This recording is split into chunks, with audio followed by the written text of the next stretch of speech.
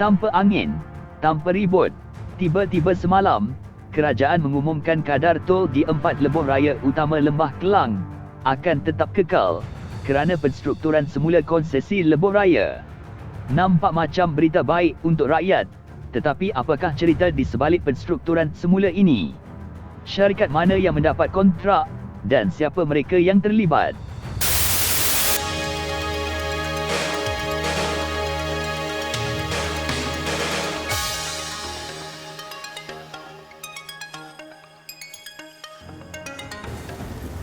Dalam penstrukturan semula ini, syarikat swasta, Amanat Lebuh Raya Rakyat Berhad atau ALR Berhad, menawarkan untuk membeli konsesi Lebuh Raya Shah Alam, Lebuh Raya Skim Penyuraian Trafik Kuala Lumpur Barat, Spren Highway, Lebuh Raya Damansara Puchong, LDP, dan Sistem Pengurusan Air Banjir dan Terowong atau SMART. Cadangan pengambilalihan 4 lebuh raya utama Lembah Kelang ini dikatakan sudah bermula semasa pemerintahan Kerajaan Pakatan Harapan, tetapi perincian perjanjian tersebut masih samar-samar. Butiran berikut seperti yang dikumpul oleh wartawan Malaysia Kini adalah apa yang dapat diketahui setakat ini tentang pengambilalihan lebuh raya terbabit dan syarikat yang bertanggungjawab ke atasnya. Syarikat ALR Berhad yang baru ditubuhkan pada Disember 2021 diwujudkan dengan tujuan utama untuk mengawal selia syarikat yang memegang konsesi lebuh raya tersebut. Seperti yang dimaklumkan, ALR Berhad adalah syarikat yang berentiti tidak berkeuntungan, yang bererti pemilik tidak akan menerima dividen. Tetapi semua lembaga pengarah dan pengurusan masih dibayar bawah perbelanjaan kos operasi. Siapa sebenarnya pemilik ALR Berhad ini?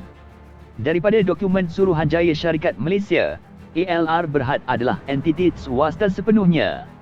Kerajaan tidak mempunyai sebarang saham dalam firma tersebut.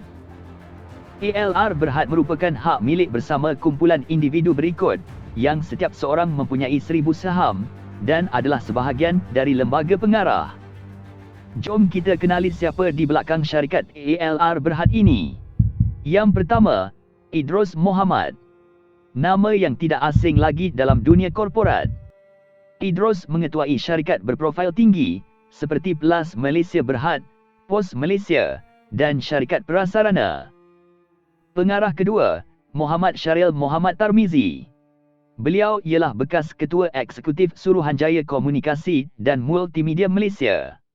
Kini beliau adalah pengarah Pos Malaysia serta Digital Nasional Berhad, sebuah firma yang bertanggungjawab atas pembangunan infrastruktur 5G di seluruh negara. Pengarah ketiga ialah Nirmala Menon. Sekarang ini, Nirmala merupakan ahli Lembaga Pengarah Khazanah Nasional Berhad, Pengarah Bank Negara Malaysia, dan Saim Darbi Berhad. Pengarah ketiga ialah Sowam Heng Chun. Beliau adalah Ketua Eksekutif di IJM Corporation Berhad dan kini Presiden Persatuan Pemaju Hartanah dan Perumahan Malaysia atau REHDA. Pengarah ketiga ialah Azlan Muhammad Zainul. Beliau adalah pengerusi ahli lembaga ALR Berhad. Beliau juga merupakan pengerusi Eco World International Berhad. Azlan juga bekas Ketua Eksekutif Kumpulan Wang Simpanan Pekerja, KWSP. Pelbagai persoalan timbul. Bagaimana pengambilalihan ini dibuat? ALR Berhad menyebut, syarikat itu akan mengambil alih 4 konsesi dengan menggabungkan kesemuanya di bawah satu konsesi dan tadbir urus lebuh raya pada kadar tol yang sedia ada.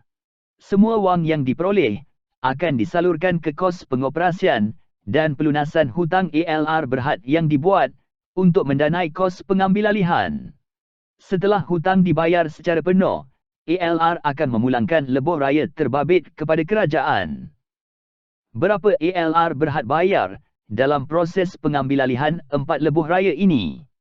Syarikat ALR menawarkan untuk membeli Kesas pada harga 1.24 bilion ringgit, Spren pada harga 1.808 bilion, manakala Smart pada harga 313 juta dan Litrak serta LDP pada harga 2.119 bilion. Kesemuanya berjumlah 5.48 bilion ringgit. Bagaimana pula dengan pembiayaan? Pengambilalihan itu akan dibiayai melalui syukuk, iaitu satu bentuk bon Islam, seperti kata ALR Berhad di laman webnya. Pada masa yang sama, Perdana Menteri Ismail Sabri Yaakob berkata, dengan pemindahan semua konsesi lebuh raya ke ALR Berhad, di bawah pengaturan baru ini, kerajaan dapat menjimatkan 4.3 bilion ringgit pampasan yang akan dibayar mulai 1 Januari tahun ini sehingga tamat perjanjian konsesi. Bagaimana kerajaan memilih ALR Berhad? Pengumuman kerajaan yang boleh dikatakan mengejutkan, menimbulkan pelbagai persepsi, terutamanya lantikan pengarah ke dalam syarikat ALR Berhad ini. Adakah pengerusi ALR, Azlan Muhammad Zainul, yang juga pengerusi Ekor LD Berhad, ada hubung kait dengan skandal MySejahtera? Pimpinan Pakatan Harapan juga mahukan butiran ini dibahaskan di Parlimen. Adakah ini akan menjadi satu skandal baru di bawah kerajaan Ismail Sabri Yaakob?